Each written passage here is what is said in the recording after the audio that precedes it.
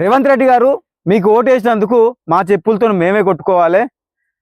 మాకు నిజంగా సిగ్గులేదు ఇంకా అనిపిస్తుంది మాకే. ఎందుకంటే మీరు చేసే దౌర్జన్యాలను చూసి కూడా మీకు ఓటేసినందుకు నిజంగా మాకు బుద్ధి లేదు. మా చెప్పులతో మేమే కొట్టుకోవాలి. ఈరోజు బూట్లు వేసుకొచ్చిన కాబట్టి ఈ బూడితోనే మా బూడితోనే మేము కొట్టుకోవాలి. మా బూడితోని మేము కొట్టుకోవాలి. మీకు ఓటేసినందుకు ఎవరిని కొట్టుదాం? మాది మేమే కొట్టుకోవాలి. ఏం చేస్తాం? వేలాది మంది పోలీసులు తీసుకొచ్చి ఈడికి రాత్రి వెలుగుమట్ల గ్రామంలో ప్రతి ఇంటిని కూలగొట్టి ప్రతి ఇంటికి రోదన చేసినందుకు ఏం చేస్తాం? మా బాధ ఎవరిని చెప్పుకోండి? దేవుని చెప్పుకుంటాం.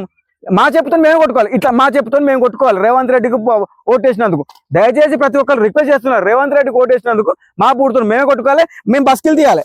మా తప్పు కదా, తప్పదు. రేవంత్ రెడ్డికి ఓటేసినందుకు బస్కిల్ తీయాలి. తప్పయింది తప్పయింది తప్పయింది తప్పయింది తప్పయింది తప్పయింది తప్పయింది తప్పయింది తప్పయింది తప్పయింది. రేవంత్ రెడ్డి కోటేసినందుకు తప్పయింది. రేవంత్ రెడ్డి కోటేసినందుకు తప్పయింది. కాంగ్రెస్ కోటేసినందుకు తప్పయింది. కాంగ్రెస్ కోటేసినందుకు తప్పయింది. కాంగ్రెస్ కోటేసినందుకు తప్పయింది. నీచుల కోటేసినందుకు తప్పయింది. నికృష్టుల కోటేసినందుకు తప్పయింది. తప్పయింది తప్పయింది.